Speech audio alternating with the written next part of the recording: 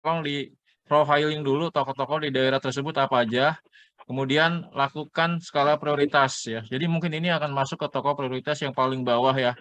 Jadi jangan dijadikan sebagai random kemudian kita jalan ke toko ini ya. Kalau menurut saya, analisa saya sebagai buyer ya, sebagai buyer, saya tidak akan ambil produk On Nobleza karena di sana yang dicari orang itu benar-benar barang basic ya. Artinya kalau mereka perlu keran, paling mereka akan ambil keran, tahu yang keran cebol punyanya Honda nggak, yang warna biru ya. Akan ambil keran yang cuma satu tipe itu aja, keran cebolnya Honda. Kemudian untuk keran sinknya itu mereka ambil yang Soligen yang harga 80.000, harga jualnya 80.000. Itu aja dua. Cuman itu aja dua ya. Cuman dua itu. Selain itu adalah keran plastik yang harganya 6.000 atau 7.000 ya. Betul. Karena memang orang-orang yang akan belanja di toko-toko dengan tampilan seperti ini memang mereka basic banget. Pasir, semen, besi, kayu ya. Kemudian untuk supportingnya mereka akan ambil yang benar-benar harganya murah ya. Jadi untuk masuk ke sini kita akan bilang tidak cocok. Satu, yang kedua, jadi ini gambar ini random ya Pak. Gambar ini random banget. Saya juga nggak tahu ini toko siapa yang dikunjungin. Jadi eh, kita nggak menyudutkan siapapun, cuman info aja. Jadi gini ya, teman-teman. Kenapa sih kita bilang tolong bikin skala prioritas ya? Saya kasih gambaran nanti arahnya akan kemana. Ya, arahnya akan seperti ini ya teman-teman. Ya, ini adalah eh, cara kerja yang memang sudah sangat efektif sekali dari para senior ya. Kita tinggal ATM aja. Kita tinggal amati, tiru, kita modifikasi cara kerjanya. Beliau-beliau yang memang sudah expert pada Sri Koakong itu jago lah, kalau itu mau udah nggak ada lawannya lah ya. Jadi kita kita contek dia aja ya. Kita jangan sementara kita contek mereka. Jadi kalau pada Sri Koakong itu nih ya, pada Sri Koakong kemarin ada di pure 100% ada di office ya, nggak kemana-mana karena baru pulang Perlin. Ya, tapi coba lihat ya, di sini dia ada call call 2 yang langsung closing, yang langsung jadi efektif call ya.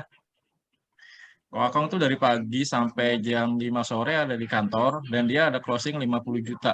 50 juta ini adalah yang dia telepon-teleponin tuh ya. Yang dia telepon-teleponin berarti kita anggaplah sama ya. Satu toko itu 25 juta. Itu sangat efektif sekali ya. Dan ini data sudah mereka lakukan berdasarkan pengalaman yang sudah hampir 50 tahun berkecimpung di dunia retail sales ya, teman-teman. Nah, data ini akan saya compare ya, akan saya share juga terkait dengan kenapa sih mereka bisa melakukan ini ya. Ya teman-teman, kalau bisa dilihat dari sini kan sudah dilihat nih, kita sudah tahu target kita berapa, kemudian achievement kita berapa, kurangnya berapa. Ya, kalau kita sudah punya skala prioritas, maka akan eh, akan ada yang namanya ya teman, saya akan saya terkait dengan kata-kata Pareto ya, toko-toko Pareto. Toko-toko Pareto itu adalah toko-toko yang memang yang saya bilang ada di top priority untuk skala prioritas ya. Toko-toko Pareto contoh contoh contoh real konkretnya adalah seperti ini ya. Ini adalah toko-toko Pareto yang saya maintain ya. Jadi saya ada 50 toko. Ya, saya ada 50 toko. Saya maintain 10 toko itu saya sudah dapat 47% dari total omset saya ya. Anggaplah target saya 100 juta. Dari 10 toko ini saya sudah dapetin 47 juta ya. Jadi saya cuma jaga 10 toko ini aja, saya sudah dapat 47%. Nah, kalau misalnya prioritas saya lebih perluas lagi, misalnya sampai ke titik 20, top 20, saya sudah dapat 70%. Artinya saya sudah dapat 70 juta. Ya, teman-teman silahkan konversi aja ke masing-masing targetnya. Ini adalah contoh simpel aja. Kemudian ketika saya bedah lagi lebih dalam ya, saya mau dapat 80% ya, karena kan insentif itu turun 80%. Saya cuma perlu maintain toko 26 toko aja yang perlu saya maintain ya. 26 toko aja yang perlu saya maintain. Sisanya ini adalah bonus ya.